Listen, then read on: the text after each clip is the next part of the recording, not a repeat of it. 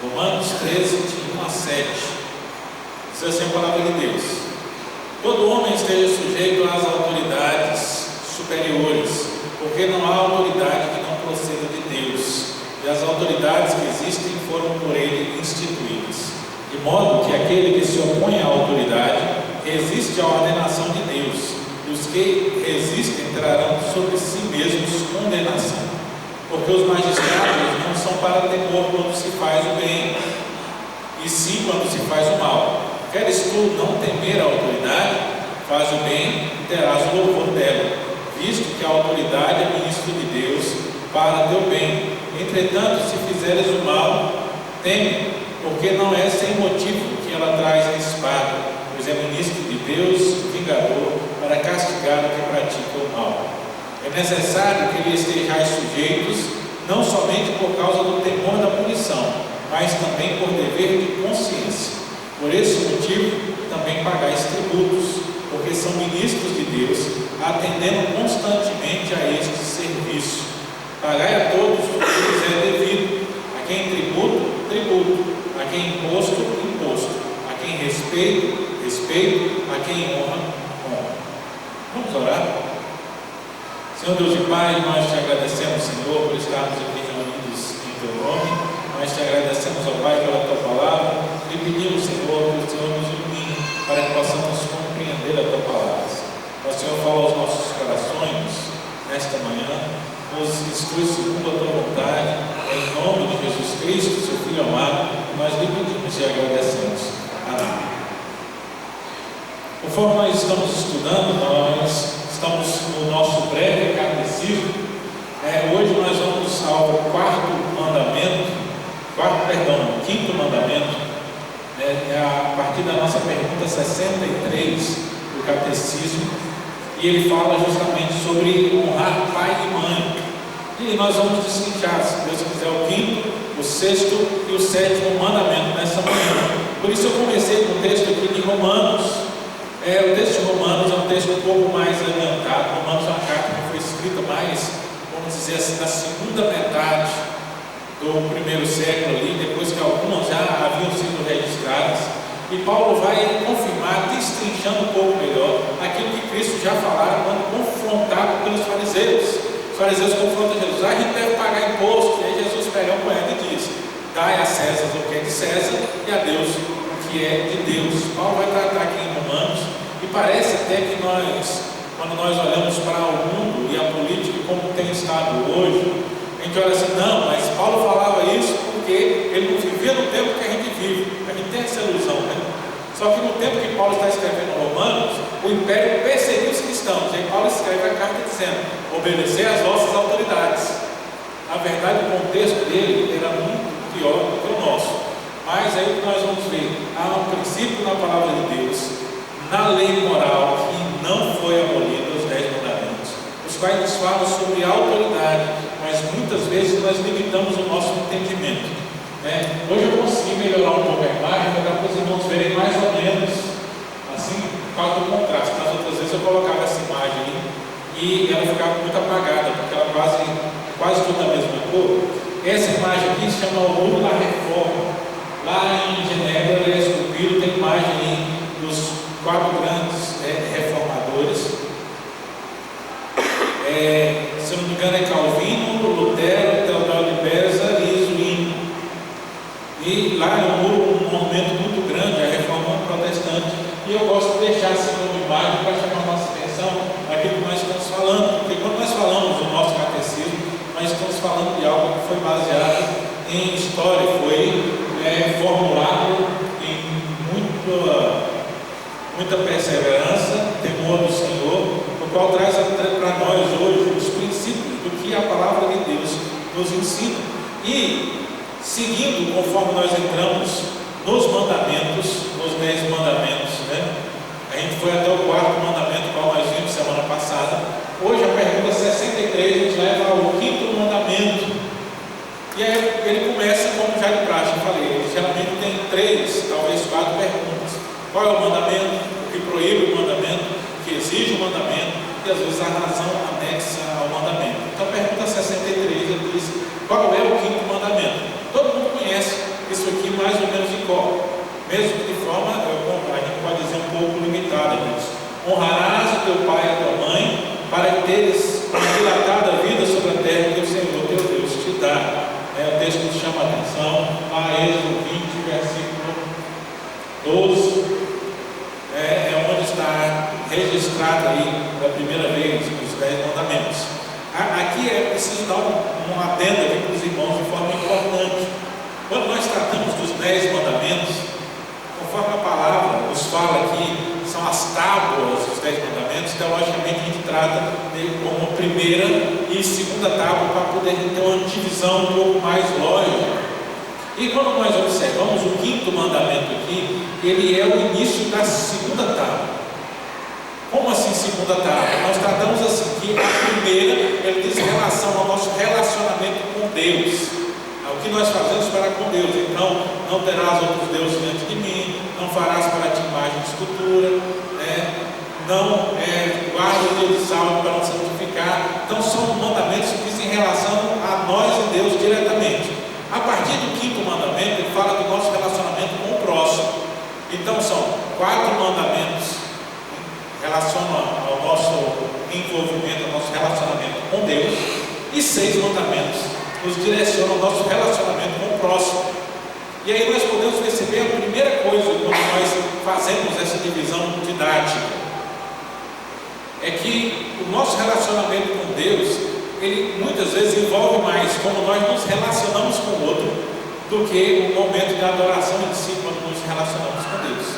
Não estou dizendo que um é mais importante que o outro, mas quando nós vemos a divisão, Deus coloca mais mandamentos, mais ordem a respeito do nosso relacionamento com o outro. Então, quando nós nos relacionamos com o outro, esse relacionamento ele influencia o nosso relacionamento com Deus. Então, muitas vezes nós perdemos isso. E eu acho interessante como Deus, na sua magnífica sabedoria e ação do Espírito Santo, ele coloca justamente o quinto mandamento aqui no meio, para fazer essa divisória. Porque o quinto mandamento é algo que é mostrado no nosso relacionamento com o outro, mas é um padrão que é mostrado no nosso relacionamento com Deus. Ele reflete as duas coisas, tanto um lado quanto o outro. Então, hoje a gente precisa estar atento, porque muitas vezes as pessoas falam, eu sirvo a Deus, mas no seu relacionamento com o próximo, ele vive como se não servisse a Deus. Então, servir a Deus é servir ao outro também. Servir a Deus é tratar o outro. Jesus confrontou várias vezes os fariseus, justamente nesta condição. Vocês observam a lei, dão dízimos, doendo, comem até das hortaliças que crescem no seu quintal, mas esquecem do amor e da misericórdia. Então ele fala, se a gente não relacionar a segunda parte aqui, se nós não nos envolvermos uns com os outros, se tivermos tratar uns com os outros, o nosso relacionamento com Deus, por mais que eu fique ali, eu faça toda a adoração, adore a Deus conforme está prescrito, tudo direitinho, mas se eu não trato bem, não relaciono bem com o meu próximo, esse meu relacionamento com Deus está prejudicado, porque a própria palavra, ela nos diz o quê? Se eu não consigo amar o meu irmão aqui eu vejo, como é que eu posso amar a Deus aqui eu não vejo? Então, quando o quinto mandamento ele fala honrar pai e mãe, ele vai um pouco além só desse relacionamento nosso com os nossos familiares. E a gente lê honrar pai e mãe e fala só sobre filhos obedecer aos pais.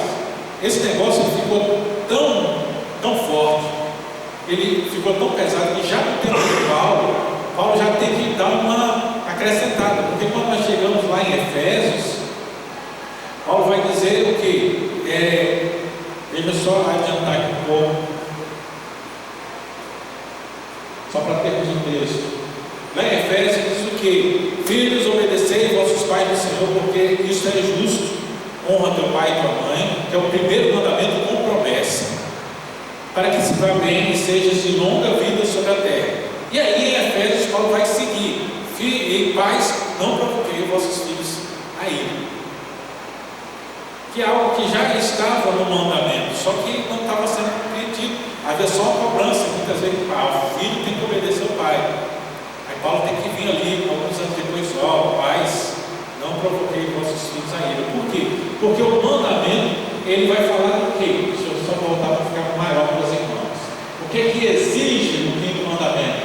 Ele exige a conservação da honra, o desempenho dos deveres pertencentes a cada um em suas diferentes condições e relações.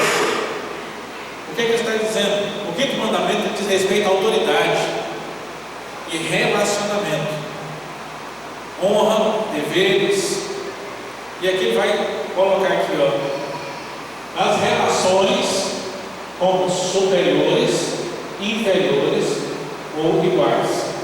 Paulo, quando ele relembra o mandamento para nós, lá em Efésios, ele está lembrando, ele trata disso aqui, seguindo o texto de Efésios. Então não é só filhos obedecer os pais, aqui há uma promessa, e a promessa ele fala, nós vamos destrinchar um pouco mais, de ir bem sobre a terra, né?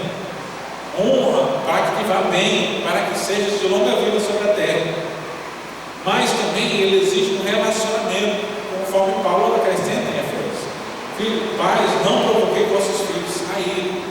Mas quando o quinto mandamento ele fala sobre honrar pai e mãe, ele está falando de autoridade, ele está falando de reconhecermos aqueles que estão sobre nós.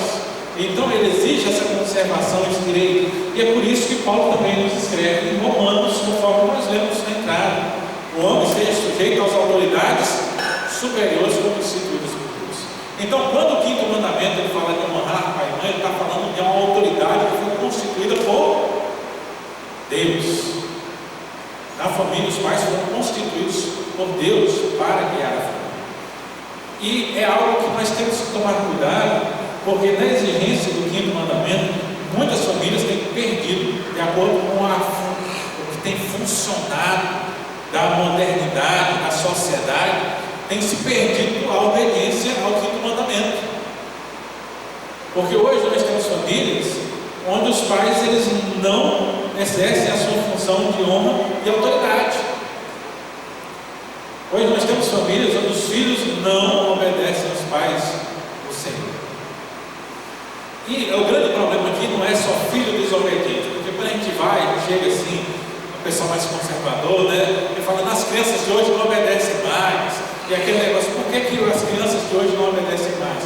Porque muitas vezes os adultos eles não têm colocado a sua autoridade conforme a palavra de Deus destacou que ela deveria ser colocada. E a sociedade ela tem visto isso. Que hoje a autoridade está toda minada. Começa minando a autoridade dos pais em casa, dos professores da escola, as autoridades oficiais do governo, do estado, polícia e tudo mais. Nós vemos hoje ninguém respeita ninguém mais. Isso, infelizmente, mostra que o mundo ele está abandonando os princípios de Deus. Mas o pior não é quando o mundo abandona os princípios de Deus, é quando nós, como servos de Deus, que deveríamos defender esses princípios, nós concordamos com esse abandono. Então, todo homem esteja sujeito às autoridades. Paulo vai falar: porque não há autoridade que não proceda de Deus, mesmo aquelas que a gente não gosta, foi Deus que colocou. Porque às vezes a autoridade ela vem para o nosso bem, para a gente ficar tranquilo, e às vezes a autoridade ela vem para poder nos dar cacetada mesmo. Não foi Deus que mandou Nabucodonosor para tomar Israel, para castigar o povo, 70 anos na Babilônia, no cativeiro? Foi Deus. Mas depois Deus mandou, se não me engano, foi Dario para poder derrubar o neto ali de Nabucodonosor. Depois o próprio Deus pegou Nabucodonosor e colocou para poder ficar de quatro patas caminhando e comendo mato, como um animal. Então Deus tem um propósito para tudo, e às vezes para o bem e às vezes para o nosso castigo. A grande questão é, a palavra de Deus ela fala: ore pelas autoridades, orai pela cidade que o Senhor colocou, para que vocês tenham paz na cidade. O que eu sinto muitas vezes é que nós, como servos de Deus, não estamos cumprindo o quarto mandamento, porque nós não estamos honrando as autoridades, conforme a palavra de Deus diz, e nós não estamos intercedendo por elas como deveríamos interceder, porque isso é função nossa de interceder. Se você for procurar a história da Coreia, a Coreia cristã, eles contam muito claramente que a Coreia ela estava mal nas pernas quando houve ali a separação Coreia do Norte e Coreia do Sul. E o testemunho que eles dão é que a igreja ela começou a interceder pelas suas autoridades. Aquilo ali não foi de um dia para o outro. A igreja começou a orar, e eles acordavam todo dia 5 horas, porque eles trabalhavam cedo, então eles acordavam 5 horas, iam para a igreja, se reuniam, oravam, e depois da igreja eles já saíam e iam para o seu trabalho. E foram anos orando, intercedendo pela nação, para que a nação crescesse. A nação ela saiu de uma nação muito atrasada para ser uma das grandes potências do mundo hoje. Hoje, provavelmente, no seu bolso você tem um aparelho que foi feito na Coreia. A Samsung, por exemplo, é coreana, uma das maiores marcas de celular do país, televisão. E tem outras marcas coreanas que estão. Mas isso veio do quê? Isso veio da bênção pela intercessão da igreja. Porque hoje as maiores igrejas cristãs evangélicas do mundo estão na Coreia. São igrejas com 10 mil membros, 100 mil membros estão lá. São igrejas, mas tudo isso baseado no que eles dizem? Baseado no sangue dos mártires que morreram na perseguição no templo. E a intercessão da igreja. Então, o quinto mandamento ele é essencial. E aí Romanos 12:10: amai-vos cordialmente uns aos outros com amor fraternal, preferindo-vos em honra uns aos outros. Aqui, honra. O que é que o mandamento diz? Conservação da honra. Honrar pai e mãe, honrar aquele que tem autoridade sobre nós. Depois aqui do que exige o quinto mandamento, o que é que ele proíbe? O quinto mandamento proíbe negligenciarmos ou fazermos alguma coisa contra a honra ou dever que pertence a cada um em suas diferentes relações. Romanos 13, 7 e 8. Nós vamos lá: pagar todos o que é devido, a quem tributo, tributo, a quem imposto, imposto, a quem respeito, respeito, a quem honra, honra. A ninguém fiqueis devendo coisa alguma, exceto o amor, com que vos ameis uns aos outros, pois quem ama o próximo tem cumprido a lei. Aqui eu quero destacar os irmãos pensar tudo.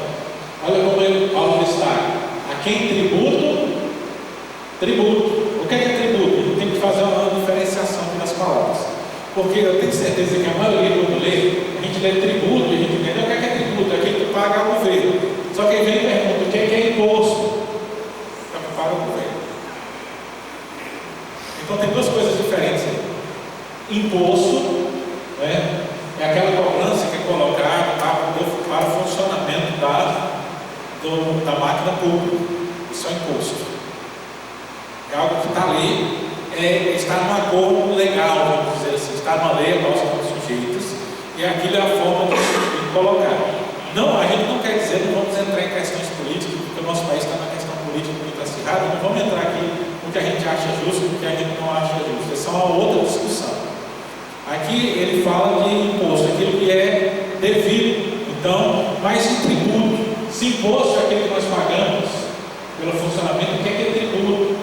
Tributo é aquilo que é dado em honra, aquilo que não é exigido por lei, é aquilo que se faz além, é um reconhecimento de uma função de autoridade, e a honra é essa função de autoridade. Então, por exemplo, a gente vai pensar no texto bíblico, quando Jesus vai entrando em Jerusalém, que as pessoas começam a cantar: Hosana, bendito que vem em nome do Senhor, que a gente canta assim. Eu lembro que era criança que ficava Hosana, e lembrando que tinha uma irmã na igreja que chamava Hosana. Então é aqui. Hosana significa Senhor salva-nos. Então quando eles dizem Hosana, estava dizendo: Senhor salva-nos. Salva-nos, Senhor, bendito que vem em nome do Senhor, bendito filho de Davi.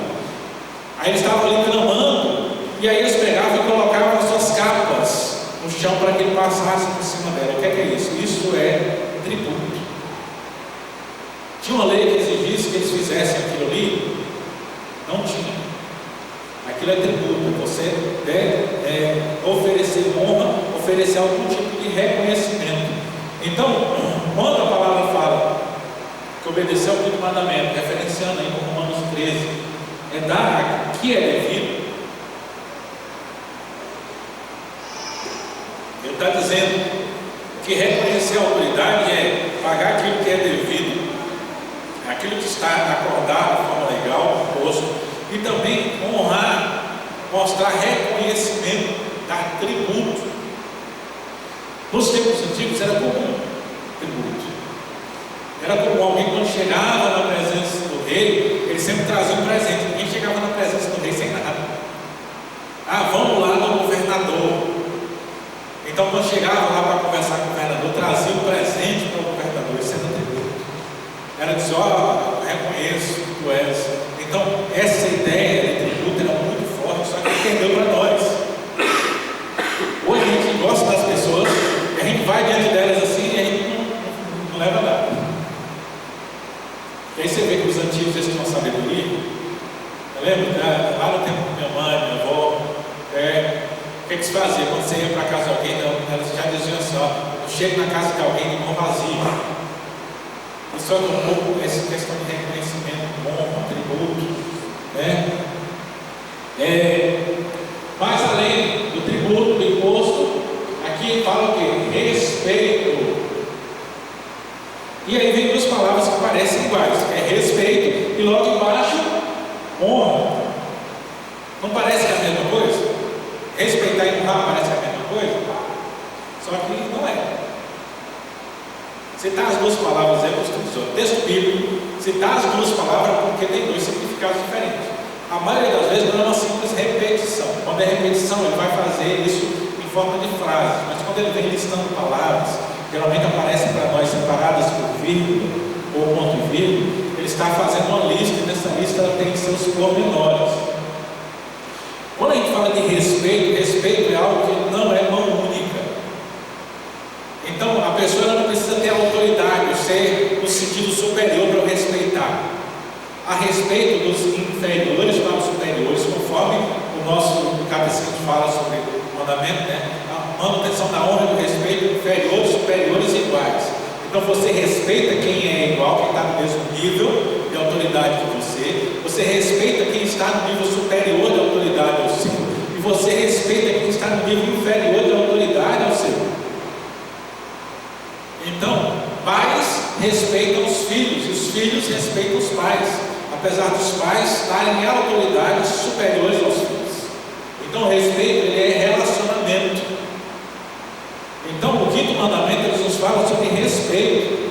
Quando eles honrarem pai e mãe, os filhos devem respeito aos pais, e os pais devem respeito aos filhos. Por isso, Paulo escreve lá em Efésios: pais, não provoqueis a ira dos vossos filhos. Os nossos relacionamentos eles começaram a quebra do quinto mandamento justamente porque nós perdemos a ideia de respeito mútuo. Porque a gente teve uma geração que sustentou muita autoridade com autoritarismo. Lá, no tempo dos nossos avós ali, alguns chegaram no tempo dos pais. E aí nesse autoritarismo a geração seguinte se revoltou. O que é que a gente tem hoje? A gente tem hoje muitas vezes pessoas que foram com uma criação muito dura e que aí vem falar, eu não vou fazer meus filhos passar por isso. E aí, ao invés de corrigir o curso, né, ao invés de entender a palavra de Deus, ela não fala isso, ela é um pouco para cá, ao invés de corrigir, pegaram que caíram todo para um lado e foram completamente para o outro oposto. Nós temos hoje pessoas que estão sendo criadas sem o mínimo respeito. Né? Porque no tempo do meu avô, criança se falasse perto dos adultos enquanto estão conversando, já apanhava. É um exagero. Mas aí hoje as crianças elas sequer entendem que não podem estar se metendo no meio da conversa dos adultos. E às vezes até interrompem. Mas o que me deixa mais triste não é quando a criança interrompe, porque a criança é naturalmente agoniada. Sabe o que é que acontece? É muitas vezes aqueles que têm autoridade e tinham que ter o respeito, ele não sabe medir as coisas. Uma coisa é você falar com a criança, depois a gente conversa. Outra coisa é depois você não conversar com ela. Se você ensinar e falar, espera um pouco, aí depois, só um minuto porque você está conversando, aí você dá atenção para ela, ela vai aprender que tem a hora que ela pode esperar. Agora, se você não faz, você não tem coerência, não vai acontecer. Isso é tudo, isso é o quê? Isso é quebra do mandamento que nós fazemos. Não são só os filhos que têm quebrado o mandamento, não respeitam os pais. Os pais têm quebrado o mandamento, não respeitam aos filhos. Então, é respeito que precisa ser dado. E honra. O que é honra? Honra não é só obediência, honra está além disso. Honra é o reconhecimento. Hoje se quebra a honra quando não se respeita. Hoje adolescentes, depois eles têm que pedir perdão, por isso quando chega a idade adulta. Eles acham que os pais não sabem nada. Isso é o que? Isso é quebra do quinto mandamento. Então é pecado. E Deus vai cobrar o pecado. Hoje nós vivemos uma geração, e eu fico agoniado com isso, de adolescentes que eles acham que sabem tudo. E é uma coisa que eu não suporto. Se adolescente vem conversando, asneira do meu lado, eu faço questão de cortar ele. Então o pai já fica avisado, certo? Depois não fica com raiva de mim. Se vier, vai levar. Porque a gente tem que entender, antigamente se respeitava os mais velhos. A gente tinha avós, os avós, que eram analfabetos, mas tinham sabedoria e se respeitava a sabedoria deles. Hoje o adolescente acha que porque ele entrou no celular ali no Google para fazer uma pesquisa, ele acha que sabe tudo. Ele vem falando as dele. Ele nem sabe que metade das coisas que o ChatGPT responde para ele é mentira. Porque o estilo de pesquisa que ele faz lá induz a inteligência artificial a mentir para ele. Porque ele não tem noção do que ele está pesquisando. Aí eu vejo aquelas histórias da internet, né? Eu espero respeito, porque quando esse negócio da internet começou, eu já estava lá. Quando para poder entrar na internet, você tem que clicar lá no discador do computador, para fazer aquele barulho. Eu estava lá, eu abri a internet com discador naquele tempo. Então, quando o Google estava começando, que ainda não era nada, eu já estava. Aí chega o pessoal que já saiu, tudo isso aí já negócio. Quem nunca pesquisou uma enciclopédia básica na vida, quem nunca teve que ir numa biblioteca atrás de informação e acha que sabe tudo porque tem um celular nas palmas das mãos, a gente precisa lembrar, a gente precisa criar respeito. Porque a palavra de Deus diz que tem respeito, respeita quem honra, honra. Agora a honra tem que ser merecida, não é só dizer, a adolescente está errado. Muitas vezes nós como pais, nós não, como autoridade, a gente não tem criado honra, a gente não tem dado motivo para ser honrado. Eu me lembro quando eu cheguei na Bahia, eu dei aula um semestre na escola de segundo grau, e uma coisa que eu ficava indignado é que era uma cidade onde não se respeitava os mais velhos. Por quê? Porque tinha chegado há pouco tempo faculdade na cidade, então só os professores até uns 30 e pouco, 40 anos tinham feito faculdade, a gente já dava aula no ensino, e aí a prefeitura trouxe a extensão da faculdade, então eles se formaram. Aí tinha aquela ideia que só essas pessoas sabem, então quem era mais velho que não tinha estudado não sabia de nada. Então se alguém tinha mais de 50, 60 anos, os adolescentes já nem, isso era diversão para mim na sala de aula. Eu pegava cada um, mas o que acontecia? Os professores estavam lá e queriam ensinar, e queriam botar autoridade, só que o professor ia usar o data show na sala dela para saber ligar o data show. Aí tinha que vir um aluno para poder colocar um negócio, para fazer o negócio funcionar. Eu falava com eles na sala dos professores: como é que vocês querem chamar a atenção dos adolescentes? Vocês querem ensinar, vocês querem que eles vejam vocês como fonte de saber, se vocês não conseguem ligar o equipamento que vocês usam o tempo todo? Vocês perdem a sua autoridade quando vocês fazem isso. Vocês não têm capacidade de fazer isso. E às vezes a gente faz isso, a gente não tem paciência, a gente não aprende as coisas, a gente deixa a outra geração se virar e aí fica eles entendendo que eles sabem mais do que a gente. Por quê? Porque a gente tem preguiça de aprender. Se a gente está criando uma outra geração, a gente tem que aprender as coisas para poder moderar essa geração. Então, honra tem a ver com isso, tem a ver com como nós nos portamos e como nós nos direcionamos. Se a gente não fizer o nosso dever de casa, não há como a manutenção da honra que a palavra de Deus exige de nós.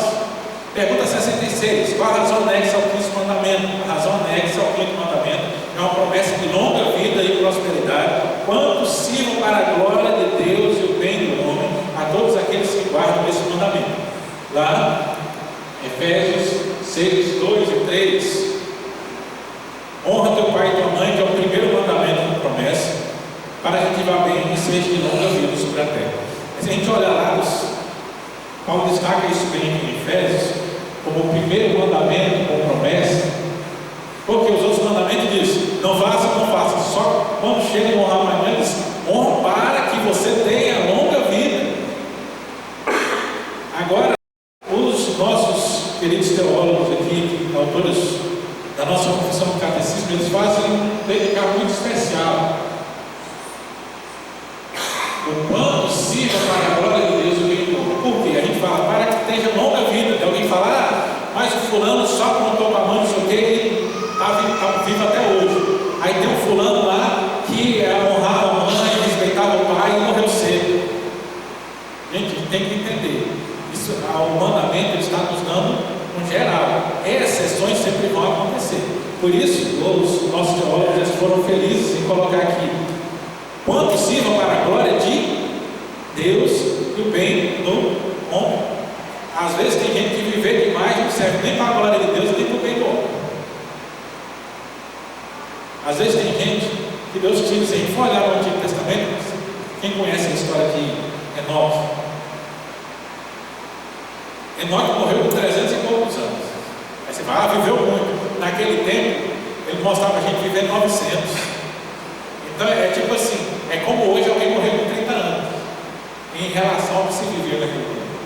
Mas o que aconteceu? A Bíblia diz que Enoque andou com Deus, e Deus o tomou para si. Então, Enoque, ele ser levado para Deus, ele foi bem ou mal, foi para a glória de Deus. Se a gente for olhar os discípulos, os 12, eles morreram todos no primeiro século. Quem viveu mais foi João, que chegou aos 90 anos. Os outros morreram todos cedo. E vamos lembrar aqui que a gente é muito traído pela nossa consciência. Os discípulos, eles eram jovens, como Jesus chamou. Eles não eram velhos. Você vê Jesus lá, meninos, ali não era pejorativo.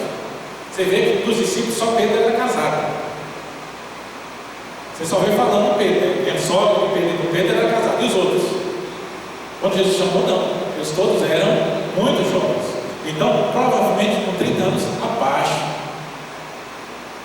E morreram ali antes de fazer 50, a maioria. Aí diz, eles não honraram a mãe, eles foram desobedientes? Não. Mas a morte deles foi para a glória de Deus. Então, a promessa é de longa vida, quando sirva para a glória de Deus e para o bem do homem. Então, não é uma garantia total. Deus tem planos em todas as coisas. Mas Ele mostra que faz parte da vida respeitar o pai e a mãe. E aqui está algo na nossa consciência coletiva hoje. E você encontra isso, o pessoal fazendo vídeo na internet sobre isso, né?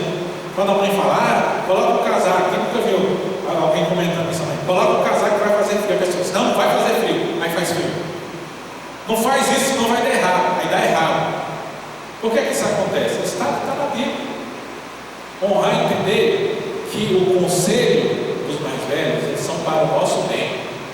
Então, quando a gente é rebelde, a gente está colocando a nossa vida em risco. Então, a gente provavelmente tem uma chance muito maior de não viver muito tempo. Quando a gente desobedece, ou deixa de honrar o pai e mãe, ou deixa de estar fazendo aquilo que é ordenado e colocado por eles. Então, honrar pai e mãe, há uma promessa de que? De longevidade, o quanto isso seja para a glória de Deus. Não garante totalmente, porque há exceções, mas a exceção sempre vai ser uma exceção. A gente não entrar naquela onda que as pessoas tentam colocar em discussão hoje. Uma exceção, ele não invalida a regra. E aqui falando de exceção, não posso deixar de citar Provérbios. Cuidado quando você lê Provérbios. Provérbios, ele fala de coisas que são perceptíveis. Ele não está falando de garantias. Então ele está dizendo, olha, o que é que eu vi? Eu vi que acontece desse jeito. E vai acontecer desse jeito, a gente vai ver a grande maioria. Aí chega aqui, mas não, uma exceção ele não vai invalidar a regra. Então, o quinto mandamento ele nos mostra que há um relacionamento que nós precisamos ter com a autoridade. Então esse relacionamento ele está falando o quê? Ele está falando do meu relacionamento com os pais, relacionamento dos pais com o filho, mas também está falando do meu relacionamento com qualquer autoridade e o meu relacionamento com os irmãos. Lembra lá das palavras do catecismo: superiores, inferiores e iguais. E aí tem gente que fala assim, mas eu não discuto com meu pai nem com a minha mãe. Mas você falta honra e respeito com o irmão da igreja. Você está quebrando o mandamento. Você desrespeitou uma autoridade, você desrespeitou um colega de trabalho, você está quebrando o mandamento. O menino lá brigou com o colega, ele está quebrando o mandamento. Ele quebrou o mandamento. Então, o quinto mandamento ele fala de relacionamento. Olha isso,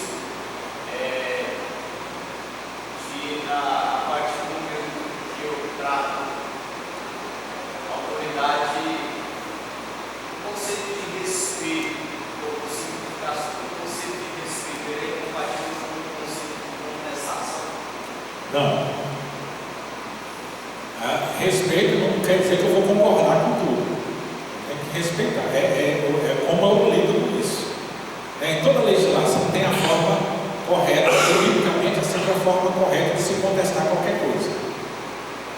Uma coisa é você discordar, outra coisa é você ser desrespeitoso. Tem que aprender bem isso. Então, por exemplo, eu posso não concordar com o que o professor faz, mas eu tenho que ter respeito com ele. Eu posso discordar de uma ação, de uma abordagem da polícia, por exemplo, isso aparece demais na internet para nós. Mas outra coisa é eu ser desrespeitoso com ele. E é o que as pessoas elas não sabem hoje, elas não sabem procurar os seus direitos corretamente. As pessoas acham que procurar o direito. Eu lembro que um humorista estava falando sobre isso. Ele disse: olha, o brasileiro ele não quer saber dos direitos dele, ele quer reclamar. Então você chega em algum lugar, tá lá, você chega no atendimento, no pronto-socorro, aí não está atendendo, não sei o quê, a pessoa não sabe dizer o que é que eu vou fazer. Vou aqui na parede procurar, cadê o telefone da ouvidoria? Vou pegar, vou entrar em contato com a ouvidoria e colocar uma reclamação. Então, ele não quer fazer nada disso, ele não quer procurar quem. Ele chega lá, chega no meio e diz: é por isso que as coisas não funcionam direito, às vezes a gente está só reclamando. Tem a modo de nós agirmos. Só um exemplo, eu estava lá na Bahia e a cidade é assim, a cidade que a água da cidade ela vinha do poço artesiano. Aí tinha que alguém ligar a bomba, e eu não sei porquê, porque para mim que vinha da eletrônica, né, é um negócio muito simples, você tem água automática, quando a água na caixa baixar, tem um sistema para poder automaticamente ligar e encher de novo. Mas lá não tinha isso. Tinha um sujeito que ia lá, ligava, e aí enchia, às vezes enchia e ficava jorrando a caixa, que eu morava perto da caixa lá. E aí o sujeito tinha que vir desligar. Aí todo dia, de tarde, faltava água. Por quê? Porque a água que o cara tinha enchido de manhã, que derramou meia hora lá, tinha acabado. E aí ele não vinha, porque ele estava trabalhando em outro lugar. Você sabe como é que é esse negócio, né? E aí o pessoal só reclamava, não sei o quê, e aquela falta. Peguei a conta, fui lá e liguei com a ouvidoria. Mas no outro dia, o escritório ficava do outro lado da rua. No outro dia, a mulher que estava lá no escritório estava lá olhando o relógio, não sei o que e tal. E aí o pessoal: porque a gente não reclama, porque senão depois vai ficar ruim para ela. Ela é funcionária. Eu tenho que reclamar. Se eu reclamar, vou tirar o emprego dela, então o emprego dela não está sendo certo, o negócio não está funcionando. Ninguém reclama, então a central da empresa não está sabendo que falta água todo dia, não está sabendo que falta reclamação, não está sabendo o que está acontecendo. Quem é que está contratado que não está cumprindo o cargo que faz? Tem alguém que não está funcionando. Então, eu estou sendo desrespeitoso por procurar os meios legais para poder reclamar do serviço que não está sendo prestado? Não, eu estou procurando os meus direitos. Agora, eu ir lá na funcionária e brigar com ela e encher o saco dela: isso é um absurdo, não sei o que, xingar ela, aí eu estou sendo desrespeitoso. Eu estou procurando os canais legais. Agora, se a pessoa não está pronta para poder responder os canais legais, aí é outra coisa. Por que a gente tem essa dificuldade que está se levantando? Porque tem muitas autoridades, inclusive na igreja, que elas não têm capacidade para poder enfrentar a contestação. Então, quando você vai falar, a pessoa já vem com 4 pedras na mão. E um texto muito mal usado dentro da igreja, sabe aqueles livros que falam assim: não toqueis no ungido do Senhor. Se o cara falou não toqueis no ungido do Senhor, na minha opinião, o meu julgamento sobre o texto da palavra de Deus é que quem usa isso aí, quando alguém vem falar com ele, é porque não é ungido. Porque o ungido não usa isso. Então, a questão tem que haver contestação, agora ela tem que ser de forma respeitosa. Aí eu falo para as pessoas: eu gosto de pergunta, pode perguntar à vontade. Mas eu tenho um negócio que eu considero que eu tenho um bom julgamento nisso. Eu consigo perceber quando a pessoa está me perguntando se ela está com dúvida, se é uma dúvida que está no coração dela, ela quer sanar. Eu sei se a pessoa está querendo colocar a opinião dela em frente dos outros, porque tem gente que faz perguntas só para aparecer diante dos outros. E eu sei quando a pessoa está tentando me colocar no enrascado. Então a resposta ela é proporcional ao seu tino para a pergunta. Se é com dúvida, a resposta é amorosa.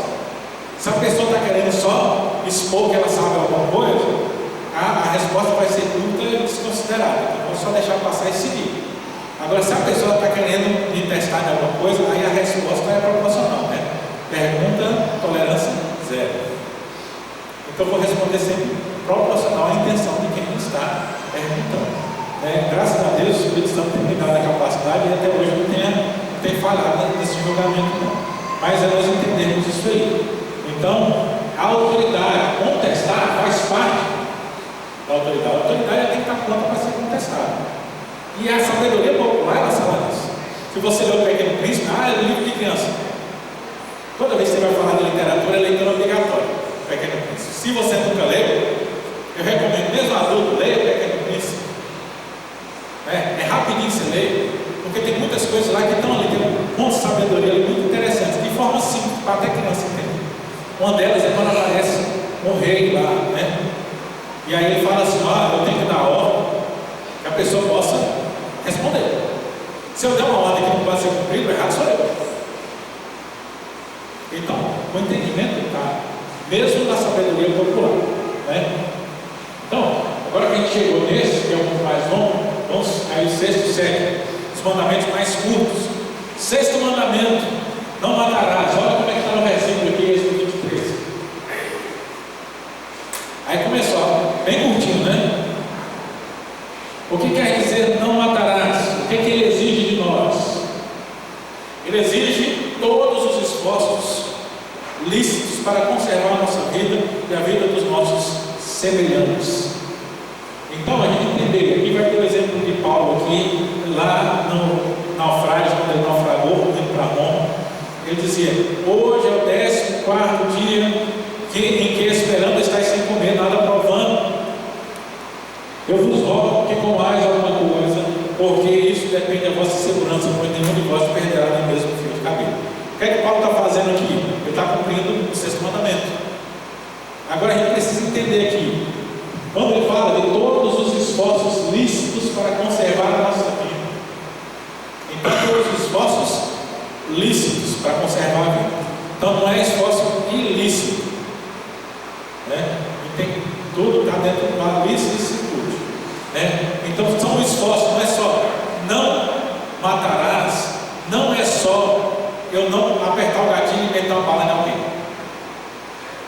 Não matarás é eu fazer com que as coisas andem de forma a ninguém perder a vida. Então, se você sabe que alguém, por exemplo, está vindo um sujeito com uma arma, não tem esses casos que tem aparecido na mídia, a gente entrou com uma arma na escola, não sei o quê. Aí eu vou lá e eu me escondo e deixo todo mundo, eu tenho a oportunidade de avisar, mas não aviso ninguém, me escondo e deixo o pau quebrado. E alguém morre, eu estou quebrando o sexto mandamento, porque eu não me esforcei para preservar a vida de ninguém. Então, o sexto mandamento tem tudo isso. Então, tem a ver com o que nós fazemos. Então, quando alguém dá um falso testemunho para alguém ser condenado, você quebra o sexto mandamento. Mas ele fala aqui, não só a nossa vida, mas também dos nossos semelhantes. Aí, às vezes, a gente não entende o texto. Eu quero que diz Romanos 12: se teu inimigo tiver fome, dá-lhe de comer, se tiver sede, dá-lhe de beber, porque fazendo isso, amontoarás brasas vivas sobre a sua cabeça. Não te deixe vencer pelo mal, mas vence o mal com o bem. Então, quando ele está falando isso aqui, ele não está falando assim da gente ser bonzinho. Ele está falando de ser obediente. Você se manda, mas eu não gosto de fulano, eu quero é que ele se lave, eu quero que ele se estrepe, eu quero que ele se dê mal. Você quebra o sexto mandamento. Aí eu não gosto dele, eu quero mais é que aconteça algo terrível com ele. Você quebra o sexto mandamento. Sabe quando a gente fica com raiva de alguém que a gente deseja que a pessoa morra? Quebrou o sexto mandamento. Então a gente está quebrando direto, né? Paulo, ele é preciso quando ele fala do inimigo. Por quê? Porque às vezes a gente acha que a gente tem que preservar a vida só de quem a gente gosta. Quem a gente gosta é natural. O sexto mandamento ele fala que deve preservar a vida de todos, né? E aqui ele traz para nós em Lucas 10 o exemplo lá do bom samaritano. Pesou os ferimentos, aplicando óleo e vinho, colocando o seu próprio animal, levou para a hospedaria e no dia seguinte deu 2 denários e entregou ao hospedeiro, dizendo: cuida desse homem, e se alguma coisa gastares a mais, eu indenizarei quando eu voltar. Então a gente tem que tomar cuidado. Às vezes se quebra o sexto mandamento até quando a gente não alimenta alguém que tem fome e está necessitando, e a gente pode fazer. Então são todos os esforços lícitos. Aqui ele fala lícito justamente por isso. Lembrando lá, quando ele diz isso, quer dizer que eu não vou entrar no clima que a gente, mas fulano roubou porque ele precisava para viver. Lá no Salmo diz que jamais viu um justo desamparado, na sua descendência nem ligar o pão. Ele não está dizendo que a gente não vai passar dificuldade, mas ele fala que na presença de Deus providencia os meios também. Ele não tem a necessidade de ir para aquilo que é ilícito. O que é que proíbe o mandamento? Proíbe tirar a nossa própria vida e a do nosso próximo. Agora ele coloca aqui um interessante: injustamente, e tudo aquilo que para isso ocorre. Então, o que é que diz aqui? Atos 16, 28, Paulo estava preso na prisão. Lembra aquela cena que ele estava contando com Silas? Vem um terremoto, abre as cadeiras, tudo. Quando o guarda chega lá, ele já pega a espada, né? Ele tira a espada, segura, já monta aqui no peito e já ia se matar. Por quê? Porque naquele tempo, se o soldado ele perdesse os prisioneiros, e tinha prisioneiro que estava para ser morto, a vida dele era pela vida dos prisioneiros.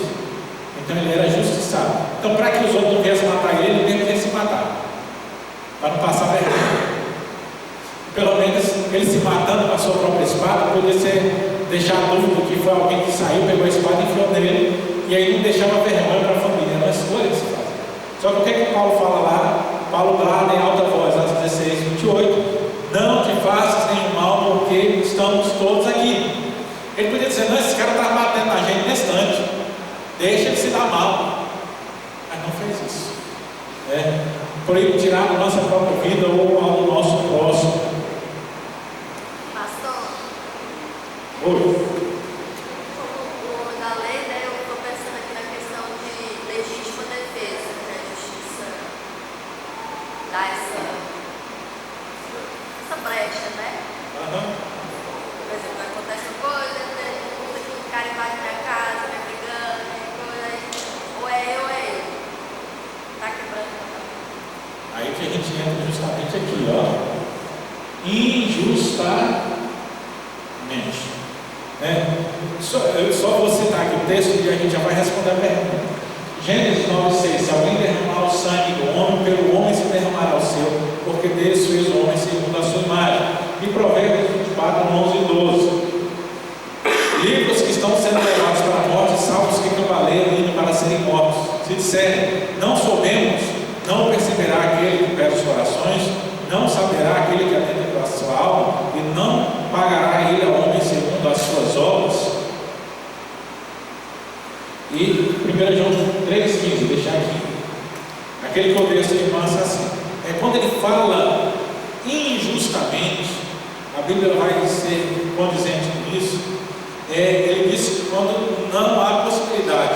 E injustamente ele fala que há exceções na regra. Para nós destacarmos aqui, tem duas em específico. Uma é a legítima defesa.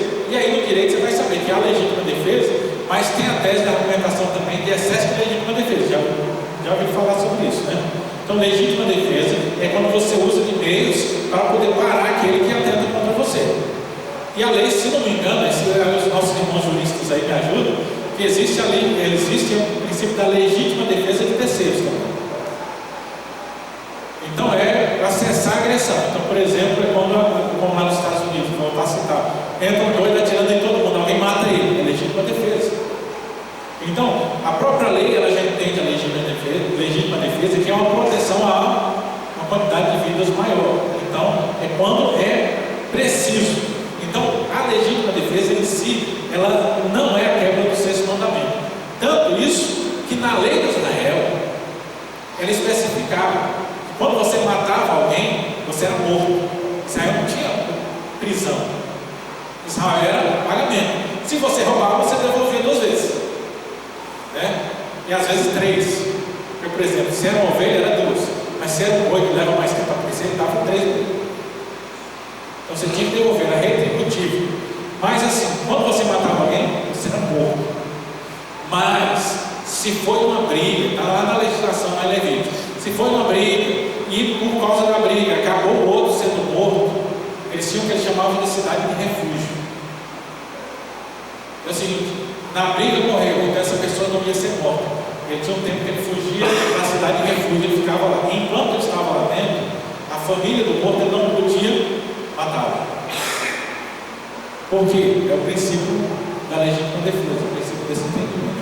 E outro é que a Bíblia é muito clara: guerra. No princípio de guerra, não era acusado de quebrar o mandamento aquele que praticava. Então, quando Deus colocava o povo para lutar, eles lutavam lá. Um exemplo claro é na história de Davi, tem Joabe. Joabe, na guerra, um dos irmãos de Abner, que era general do exército de Saul, ele mata o irmão de Joabe na guerra. Depois que a guerra parou, que a paz, Joabe vai lá e mata aquela pessoa fora da guerra. Quando Davi, ele vai passar o trono para Salomão, ele chama Salomão para dar os conselhos e fala: ó, Salomão, Joabe matou fulano, irmão de Abner, em tempo de paz.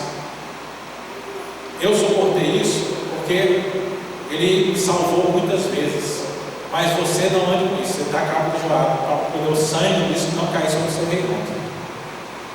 Salomão é instruído a executar Joabe. Mas Joabe matou tanta gente. Por que ele foi executar? Porque ele matou alguém em tempo de paz, não era na guerra. Então, quando era na guerra, Israel não considerava quebra do sexto mandamento. Então, em guerra, uma nação contra a outra, no exercício da função profissional, policiais, soldados, quando tira a vida de alguém, no exercício da função, no protocolo que se tem devido, não há quebra do sexto mandamento, no exercício da função legal. Agora, se você mata alguém fora disso, aí é quebra do sexto mandamento. Deu para entender? Pode ser o mesmo caso, por exemplo, eu entro em casa, tem alguém abusando do filho meu. Eu posso matar essa pessoa na hora daquele. Uai. Se eu tiver com a arma na mão, quem que não faz isso, pastor?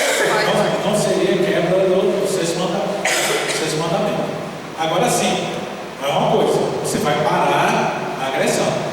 Agora, se acontecer, aí depois que aconteceu, você espera, passa um mês, uma semana, depois vai lá, dá uma emboscada no sujeito e mata ele, aí é quebra do sexto mandamento. Na hora da ação para a defesa, não é quebra do sexto mandamento. Agora, se eu ficar com ódio no coração para matar a pessoa depois, aí é quebra do sexto mandamento.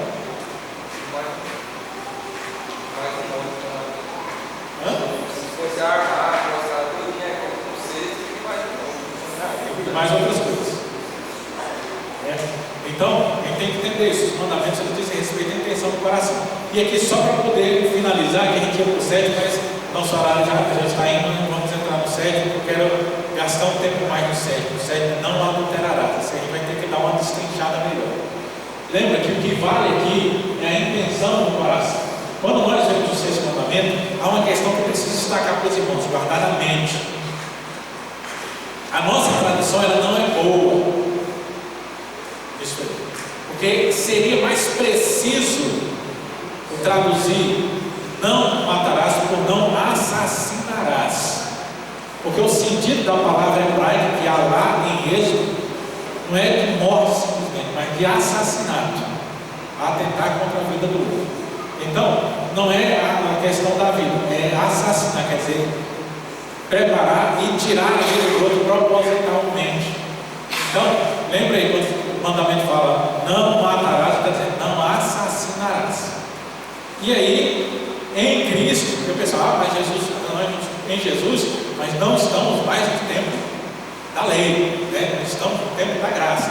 Se no tempo da lei você tinha que ser provado que você matou a pessoa e aí você enfrentava as consequências. Mas no tempo de Jesus, o que é que ele disse? Se você odiar o seu coração, você já matou. Então, no tempo de Jesus é o seguinte: você não precisa consumar o fato. Por quê? Porque o que dá a quebra do mandamento não é a ação em si, mas principalmente a intenção do coração. O ódio do coração é que vai determinar a quebra do mandamento. Se o ódio já nasceu, mas eu não tenho coragem, aí eu tenho aquela vontade de, se não fosse a justiça que vai me prender depois, eu matava esse cara. Pronto, já quebrou o mandamento. Você foi parado porque você ficou com medo da consequência. Mas no coração, se não houvesse consequência, no coração você faria. Então, aí é a quebra do mandamento. Então, odiou, já quebrou o mandamento. Se você deixou de fazer, está vendo que a pessoa está com fome, pode morrer, não deu comida, você quebrou o mandamento. Você está vendo que o cara vai para cá, o inimigo do cara foi para cá, e está querendo matar ele. Aí ele chega e tal, pergunta, para onde o sujeito foi? Você fala, não, foi para cá, para poder ir para cá encontrar com o cara e ser morto. Você quebrou o mandamento. Você não precisa fazer nada. Você não precisa, só você contribuir para que aquilo aconteça, ou desejar no coração que aquilo aconteça, você quebra o mandamento. A gente tem que tomar cuidado, às vezes até com o bem feito. A gente vê assim, aconteceu isso, é bem feito. Cuidado que às vezes nós estamos quebrando o sexto mandamento quando nós fazemos isso. Então, a palavra nos chama a atenção para nós buscarmos a santidade sempre na presença de Deus. Deus quiser, a próxima semana, então, nós estaremos aí a partir do sétimo mandamento. Ele deve demorar um pouquinho mais. Tem alguma pergunta que os irmãos querem fazer? Pastor, e a polícia mata bandido? Se tiver dentro do protocolo, né? Que a polícia ela tem um código, ela tem que agir, né? Então, se tiver dentro dos padrões ali, não há quebra do sexto mandamento. Não, mas às vezes, mesmo dentro dos padrões, tem policial que quebra o sexto mandamento. Aí tem aquele sujeito que ele tem ódio, ele quer matar. Ele só espera, é só estar no limite legal que eu vou passar fogo nesse sujeito. Isso é quebra do sexto mandamento.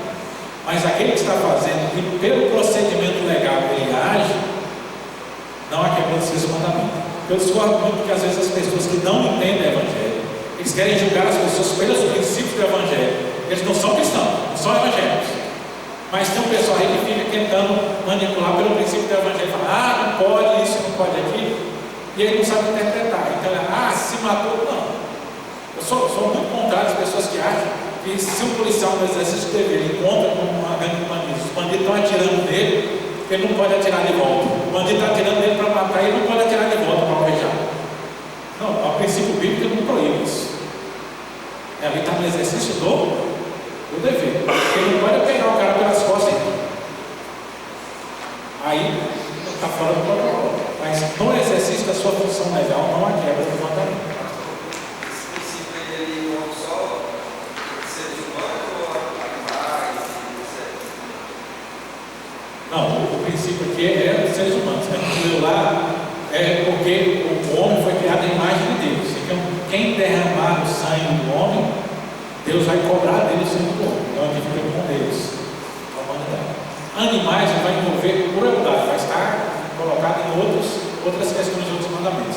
Até Israel, ele tinha na legislação lá em Êxodo, Levítico, Deuteronômio, ele tem a legislação para animais, que está no nosso mandato cultural, que é o mandato de cuidar da terra. Então a gente está quebrando a lei de Deus no sentido de não fazer uso dos recursos da terra. Ele vai maltratar animais, destruir a natureza sem princípio, sem entendimento. Essas coisas tudo vão ser quebra de princípios de Deus, eles vão estar envolvidos em outras coisas. E envolvidos em alguns outros mandamentos de relacionamento. Porque a gente não vai dar só em nós, vai envolver às vezes relacionamento com os outros. Mas os animais é outro caso à parte. A gente não pode ultrapassar. O homem é valioso porque é a imagem e semelhança de Deus. Os animais que são criação de Deus. Mas como criação, a gente tem de Deus também o seguinte. Deus fala, sujeitai e dominai. Se eu não faço direito, eu estou quebrando esse mandato de Deus. Deus vai me cobrar nesse mandato. Pastor, uma coisa também que surgiu nessas discussões sobre o homicídio, no caso de essa morte que realmente ele fez. A pessoa reclama que o Estado abre um processo sofisticado. Eu não sei uma coisa que não está aí, né? O fato, né? O Estado vai apurar o fato. E a legitimidade da questão da justiça, se houve uma morte, uma questão de justiça, isso é realmente não é feito. Então, às vezes as pessoas se confundem. Não, porque pode matar, porque o Estado está no processo criminal para mim. Na verdade, há uma investigação sobre o fato da esse capítulo não é conforme a pessoa. Para mim, existe muitas ideias, mortes, que a pessoa fala que É interessante isso. É por isso que quando está, eu não sei aqui se já chegou, mas quando está numa cidade grande, por exemplo, se algum idoso ele falece em casa, tem que ir para o ML. Minha avó faleceu em Brasília, então faleceu de cara, tem que fazer o quê? Primeiro, liga o SAMU. Aí o SAMU vem, vai tentar reanimar e tudo mais e tal. Aí o SAMU atesta a morte, liga para a polícia, aí vem a polícia civil. Aí Mas cidade grande é um negócio, a pessoa fica lá morta no quarto o dia todo. Aí vem a Polícia Civil, eles vão lá, pegam o atestado que São deu, não sei o que, faz o procedimento, aciona o ML, depois vai vir chegar o ML, pega e leva o corpo para poder fazer, que é para poder garantir que não pegaram e deram veneno para aquele idoso para poder matar isso. Quando é no hospital, não, está ali no médico, então o médico já tem procedimento, agora em casa tem que fazer todo o procedimento. É justamente para poder saber, foi tudo certo mesmo, para a lei garantir. Isso faz parte da lei, faz parte da função do Estado aqui, conforme nós falamos. Pastor, eu assisti um seriado falando sobre aborto. Eles defendem que até 20 semanas não é uma vida, é um feto, é um embrião, coisa dele lá. Mas nós entendemos que antes de sermos gerados, Deus nos teceu no ventre, então qualquer semana de gestação é matar, é um assassinato.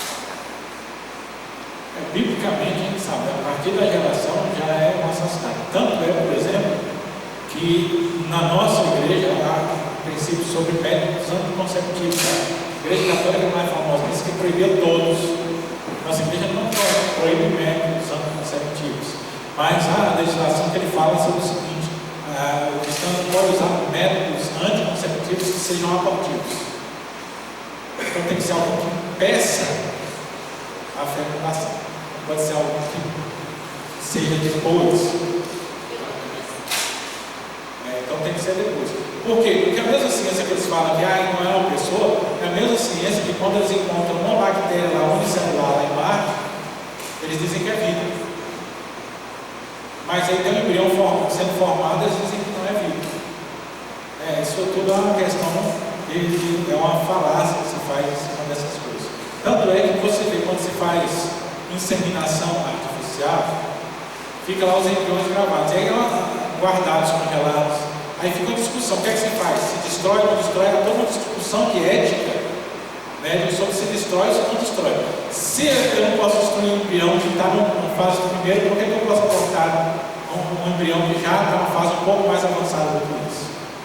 São tudo tentativas de manipular o entendimento. Para Deus é simples, é igual o Carlinhos falou, tem um processo legal, mas para o homem entender. Só que para Deus é fácil, como que aconteceu, Deus já sabe o que é e a sentença já está dada. Então eles podem até tentar ou conseguir em muitos lugares do mundo descriminalizar alguns procedimentos, mas para Deus eles estão quebrando o mandamento e vão pagar o preço por estar quebrando o mandamento. E mais ainda, aqueles que defendem a quebra do mandamento vão pagar mais caro ainda diante de Deus. Então é isso.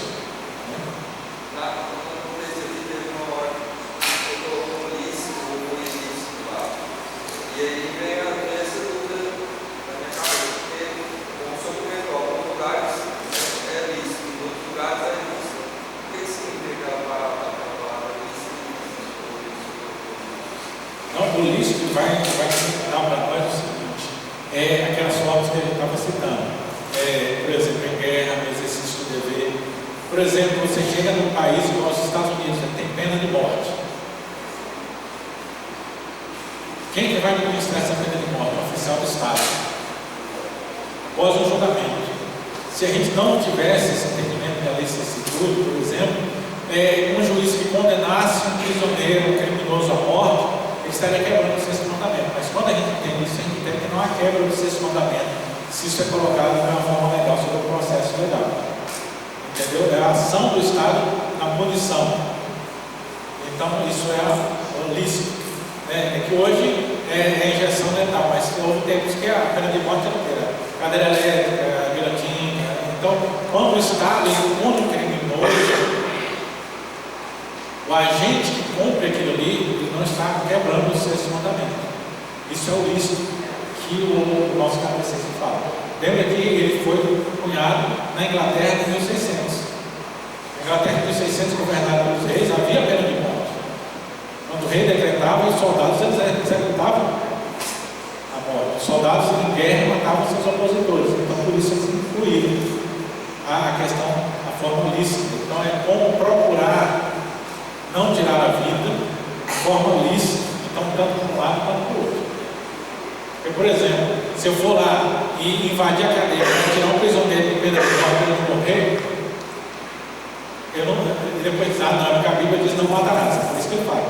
Tem que manter a vida de forma lícita. Não posso entrar na ilegalidade para poder tentar.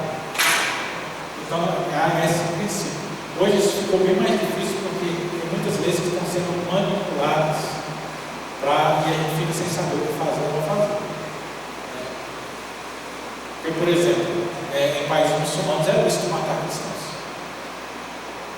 Aí eu vou dizer que eles estão certos, que eles não estão quebrando o mandamento? Não, porque eles estão matando justamente pela fé cristã. Então tem que ter sabedoria para poder administrar isso. Tudo é uma questão de sabedoria. Então a gente não pode perder nem para um lado e nem para o outro. Tem que ter meio termo, saber ali como interpretar a palavra de Deus. Aí vai depender da nossa maturidade cristã para poder estar jogando essas coisas. Sempre tem que ter, nada fica muito mastigado assim, sempre tem que ter uma interpretação. Amém? Deus nos abençoe e acrescente nos nossos corações a sua palavra.